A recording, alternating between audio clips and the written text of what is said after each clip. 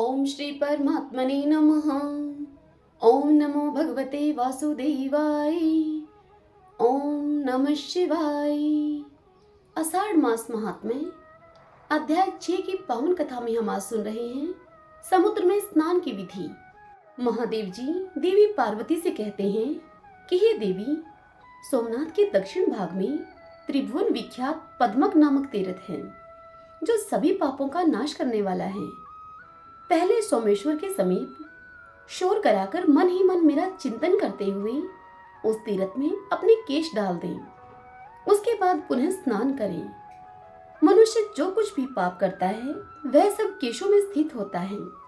अतः केशों को अवश्य ही तीर्थ में फेंक देना चाहिए।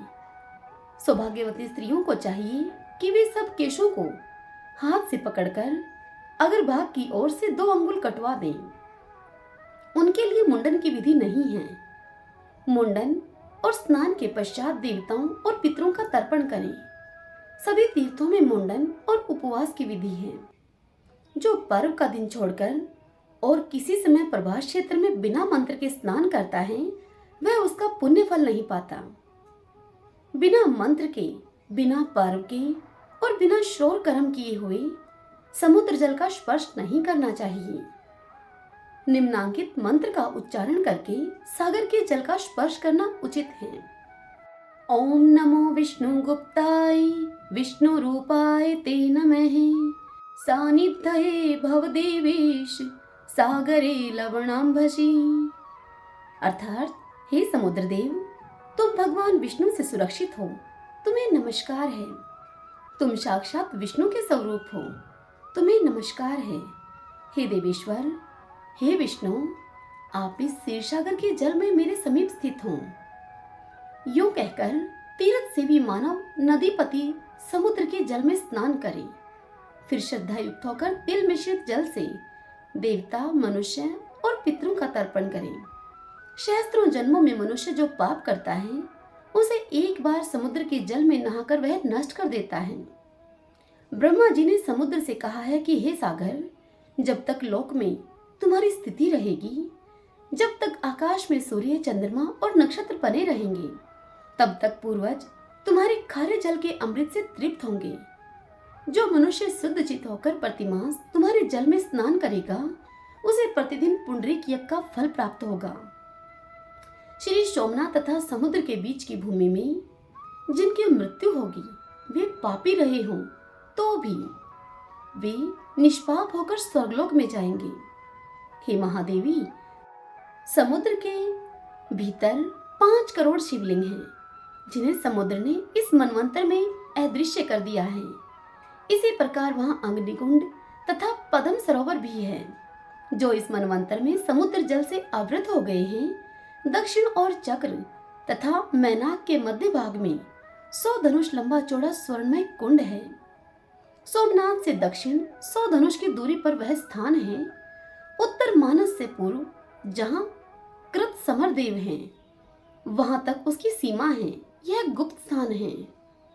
हे देवी, इस प्रकार विधि पूर्वक स्नान करके समुद्र को अर्घ्य देकर गंध, पुष्प, वस्त्र और चंदन आदि से उनकी पूजा करें।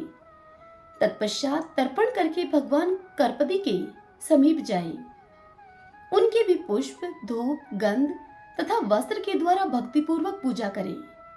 गणानाम त्वाम इत्यादि मंत्र पढ़कर उन्हें अर्घ्य निवेदन करें। शूद्रों को अष्टाक्षर मंत्र गम गणपते नमः इस मंत्र का उच्चारण करके अर्घ्य देना चाहिए। तदंतर सोमनाथ जी के समीप जाएं। उन्हें विधि से स्नान कराकर शतरुद्री का जाप करें। रुद्र पंचांगों का तथा अन्य रुद्र संहिताओं का भी जप करना चाहिए। दूध, दही, घी, मधु और इक्षुर रस से सोमेश्वर को नहलाकर उनके अंगों में कुमकुम का लेप करें। उसमें कपूर, खस और कस्तूरी को भी मिलाए रखना चाहिए। इसके बाद सुगंध युक्त चंदन और फूलों से पूजा करें। नाना प्रकार के धूप निवेदन करके उन्हें वस्त्र से आवेष्टित करें। तत्पश्चात उत्तम नैवेद्य अर्पण करें और इच्छा अनुसार स्तुति करें। साष्टांग प्रणाम करके गीत वाद आदि का आयोजन करें। धर्म कथा सुने और भगवान की परिक्रमा करें। तदंतर ब्राह्मणों, तपस्वियों, दीनों, अंधों, कंगालों तथा भिक्षुकों को अपनी शक्ति के अनुसार दान दें। उस दिन उपवास करना चाहिए। जिस दिन पहले पहल मनुष्य सोमनाथ का दर्शन करें, उस तिथि को 1 वर्ष तक भक्तिपूर्वक उपवास करें। यूं करके मनुष्य अपने जन्म का फल पा लेता है। माता और पिता के कुल का वह उद्धार कर देता है। सोमनाथ का दर्शन करने से सब पापों का नाश हो जाता है। अतः 7 जन्मों तक कभी दुख, दारिद्र्य और दुर्भाग्य की प्राप्ति नहीं होती। सोमनाथ के प्रति भक्ति बढ़ती है। पहले दूध से स्नान कराकर फिर जल से स्नान कराना चाहिए। जो मनुष्य मध्याह्न काल में और संध्या के समय सोमेश्वर शिव की आरती का दर्शन करते हैं, वे फिर इस संसार में जन्म नहीं लेते। यह सुनकर देवी पार्वती ने पूछा कि हे भगवान, प्रभास क्षेत्र में सरस्वती नदी कहां से आई है? तब महादेव जी ने पार्वती से कहा कि देवी सुनो, हरिणी, वज्रिणी, नयूंग, कपिला तथा सरस्वती, इन 5 स्रोतों से युक्त सरस्वती नदी इस क्षेत्र में प्रवाहित होती है। एक समय देवादिदेव भगवान विष्णु ने सरस्वती से कहा कि हे कल्याणी, तुम पश्चिम दिशा में सार समुद्र के समीप जाओ और बड़वा नल को वहीं ले जाकर डाल दो। इससे सब देवता निर्भय हो जाएंगे। तब देवी सरस्वती बोली कि प्रभु, मैं स्वतंत्र नहीं हूँ। मेरे पिता विद्यमान हैं। मैं उनकी आज्ञाकारिणी पुत्री हूँ। ब्रह्मचार्य व्रत का पालन करने वाली कुमारी हूँ मैं। पिता की आज्ञा के बिना एक पग भी नहीं कहीं जाऊंगी। तब भगवान विष्णु ने ब्रह्मा जी के समीप जाकर उनसे कहा कि हे देवेश्वर, आप देवताओं का यह कार्य सिद्ध कीजिए। उनके यो कहने पर ब्रह्मा जी अपनी सुकुमारी कन्या से बोले, हे देवी सरस्वती, तुम भय से व्याकुल हुए उन सब देवताओं की रक्षा करो। तब सरस्वती बोली कि पिताजी, आपकी आज्ञा से मैं निश्चय ही वहां जाने के लिए उद्यत हूँ, परंतु यह भयंकर बड़वानल मेरे शरीर को जला देगा। इसके सिवा इस समय भूतल पर कलयुग आया है। अतः कलयुग के पापाचारी मनुष्य मेरा स्पर्श करेंगे। तब ब्रह्मा जी ने सरस्वती से कहा कि हे बेटी, यदि तुम पापी जनों से भरी हुई इस पृथ्वी का स्पर्श करना नहीं चाहती, तो पाताल में स्थित होकर इस बड़वानल को समुद्र में ले जाओ। जब बड़वानल का ताप अधिक हो जाए, तब पृथ्वी को फोड़कर प्रत्यक्ष हो जाना और पूर्व वाहिनी होकर प्राची सरस्वती के नाम से विख्यात होना। महादेव जी देवी पार्वती से कहते हैं कि हे पार्वती, ब्रह्मा जी का यह उपदेश सुनकर देवी सरस्वती अपने तेज से संपूर्ण जगत को प्रकाशित करती हुई चली। उस समय अपने पीछे पीछे आती हुई गंगा जी से सरस्वती ने कहा, हे सखी, अब मैं पुनः कहाँ तुम्हारा दर्शन करूंगी? यह सुनकर गंगा जी ने बड़े ही स्नेह भरी वाणी में सरस्वती को उत्तर दिया कि हे सुवर्ते, पश्चिम में जाती हुई तुम जब जब पूर्व दिशा की ओर मुख करके देखोगी, तब तब मुझे अपने समीप खड़ी हुई पाओगी। वहां मैं सब देवताओं के साथ तुम्हें दर्शन दूंगी। तब उन्होंने गंगा जी से विदा लेकर कहा कि हे भद्रे, अब तुम अपने स्थान को जाओ, मुझे पुनः तुम्हारा दर्शन प्राप्त हो। इसी प्रकार सरस्वती ने यमुना, गायत्री और सावित्री आदि सखियों को भी विदा किया। तदंतर देवी सरस्वती हिमालय पर्वत पर आकर एक पाकड़ के वृक्ष से नदी के रूप में प्रकट हुई और पृथ्वी पर उतरी। उस समय पुण्य शलीला सरस्वती देवी की ब्रह्म ऋषि गण स्तुति कर रहे थे। बड़वानल को लेकर वह नदी बड़े वेग से चली और पृथ्वी फोड़कर पाताल में प्रवेश कर गई। कहीं कहीं मृत्युलोक में भी प्रत्यक्ष हो जाती थी। इस प्रकार पाताल मार्ग से समुद्र के निकट गई। खदिरा मोद नामक वन में पहुंचकर सरस्वती ने समुद्र को देखा और बड़वानल को लेकर समुद्र के समीप जाने का विचार किया। जब वह दक्षिण की ओर मुख करके प्रस्थित हुई, उसी समय वेदों के पारंगत विद्वान 4 महर्षि प्रभास क्षेत्र में आए। उन महर्षियों के नाम इस प्रकार हैं: हिरण्य, वज्र, नियोंक और कपिल।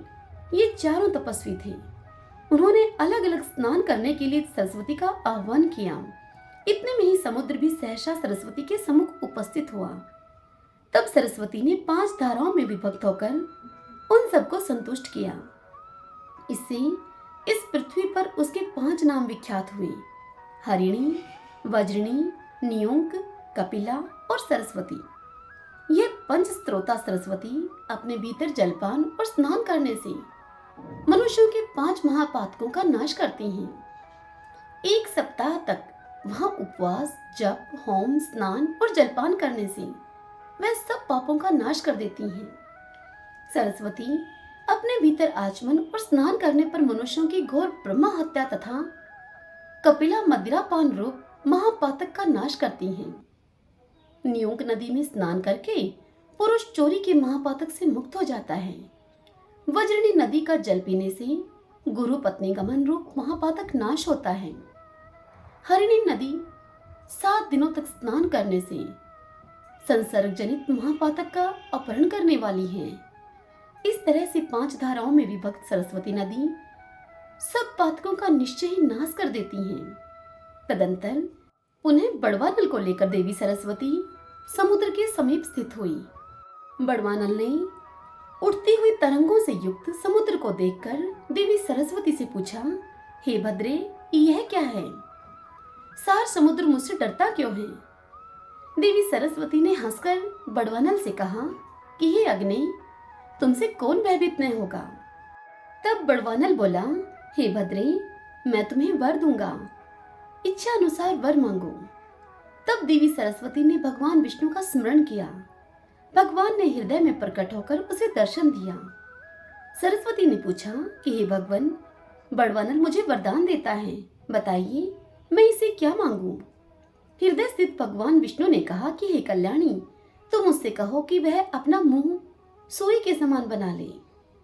तब सरस्वती देवी ने बड़वानल से कहा कि हे बड़वानल, तुम सुई के समान मुख बनाकर समुद्र का जल पीते रहो। देवी सरस्वती के इस प्रकार कहते ही बड़वानल ने सुई के छिद्र के समान अपना मुख कर लिया। जैसे घटी सूचक पात्र में धीरे धीरे जल प्रवेश करता है, ठीक उसी प्रकार वह भी जल पीने लगा। महादेव जी देवी पार्वती से कहते हैं कि हे देवी, तदंतर सरस्वती ने समुद्र को बुलाकर कहा कि तुम सब देवताओं के आदि तथा प्राणियों के प्राण हो। भगवान विष्णु की आज्ञा से यहाँ आकर इस बड़वानल को ग्रहण करो। तब समुद्र ने सरस्वती से कहा कि देवी, लाओ, बड़वानल को मुझे दे दो। तब सरस्वती ने बड़वानल से कहा कि जैसे अग्निदेव घी की आहुति ग्रहण करते हैं, उसी प्रकार तुम भी जल का भक्षण करो। इस प्रकार यूं कहकर उसने उस बड़वानल को समुद्र को समर्पित कर दिया। इसके बाद देवी सरस्वती पुनः नदी होकर नारदेश्वर के मार्ग से समुद्र में मिल गई। वह स्वरूप से ही परम पवित्र थी। फिर प्रभास क्षेत्र और समुद्र के संपर्क से अत्यंत पुण्यमयी हो गई। महाबली बड़वानल समुद्र में रहकर अपने मुख से उसका जल पीने लगा। उसके उच्छ्वास की वायु से उठा हुआ जल ज्वार के रूप में समुद्र से बाहर तक दौड़ जाता है। इसी प्रकार समस्त पातकों का नाश करने वाली देवी सरस्वती ब्रह्मालोक से उत्तम प्रभास क्षेत्र में आई है। समुद्र के समीप सोमनाथ के दक्षिण एवं आग्नेय दिशा में सरस्वती की स्थिति है। पहले अग्नि तीर्थ में स्नान करके मनुष्य विधि पूर्वक सरस्वती का पूजन करें। वहां ब्राह्मण दंपति को भोजन कराकर उन्हें पहनने के लिए वस्त्रों का दान दें और उसके बाद कपर्दीश्वर की पूजा करें। हे पार्वती, इस प्रकार यह सरस्वती नदी के प्रकट होने का सब वृतांत तुमसे कहा गया है। आगे महादेव जी देवी पार्वती से कहते हैं कि हे देवी, प्रभास क्षेत्र में सरस्वती नदी स्वर्गलोक की सीढ़ी के समान स्थित है। प्राची सरस्वती सर्वत्र दुर्लभ है, परंतु प्रभास, कुरुक्षेत्र और पुष्कर में उनका दर्शन विशेष दुर्लभ है। अग्नि तीर्थ के समीप सरस्वती बहती है। जो पहले उनका पूजन करता है वह तीर्थ के फल का भागी होता है। सागर तीर्थ भी पापों का नाश और पुण्य की वृद्धि करने वाला है। उसके दर्शन से ही महायज्ञ का फल होता है। अग्नि तीर्थ में स्नान करके कर्मशः सरस्वती, कर्पीदीश्वर, केदारेश्वर, भीमेश्वर तथा सोमेश्वर देव का विधि पूर्वक पूजन करके बाल रूपधारी ब्रह्मा जी की पूजा करें। इस प्रकार शवी यात्रा बताई गई है। जो मनुष्य भोजन करके या बिना भोजन किए दिन में अथवा रात्रि में चंद्रभागा, गंगा और सरस्वती इन 3 नदियों का जल पीते हैं वे देवता के समान हैं। जहाँ प्राची सरस्वती बहती हैं वहाँ काल, अग्नि और यमराज का भय नहीं होता। जैसे कामदा गौएं हर समय फल देने वाली होती हैं, ठीक वैसे ही प्राची सरस्वती भी हैं। जहाँ चिंतामणि के समान प्राची सरस्वती हैं वहाँ स्वर्ग और मोक्ष दोनों सुलभ हैं। 88,000 उदरव्रेता मुनि जहाँ संन्यास आश्रम में स्थित हैं, उस सरस्वती से बढ़कर और कौन सा तीर्थ है। हे पार्वती, प्रभास नामक महाक्षेत्र में सरस्वती के उत्तर तट पर जो मनुष्य अपने शरीर का त्याग करता है वह फिर इस संसार में जन्म नहीं लेता। जो मनुष्य इस तीर्थ में श्राद्ध करेंगे वे अपनी 21 पीढ़ियों के साथ स्वर्गलोक में चले जाएंगे। यहाँ कृष्ण पक्ष की चतुर्दशी को सदा ही स्नान की विधि है। यहाँ श्राद्ध करने से पितरों को अक्षय तृप्ति मिलती है। जो यहाँ अधिक अन्न का दान करते हैं वे मोक्ष मार्ग को प्राप्त होते हैं। जो पुरुष ब्राह्मण को यहाँ पर सुंदर दही देता है वह गोलोक में जाकर उत्तम भोग भोगता है। जो मनुष्य भक्ति पूर्वक श्रेष्ठ ब्राह्मणों को ऊनी चादर का दान करता है उससे उत्तम सिद्धि प्राप्त होती है। जो भक्ति पूर्वक इस तीर्थ में स्नान करता है वह सब पापों से मुक्त होकर ब्रह्मालोक में पूजित होता है। हरि ओम तत्सत। ओम नमो भगवते वासुदेवाय। ओम नमः शिवाय।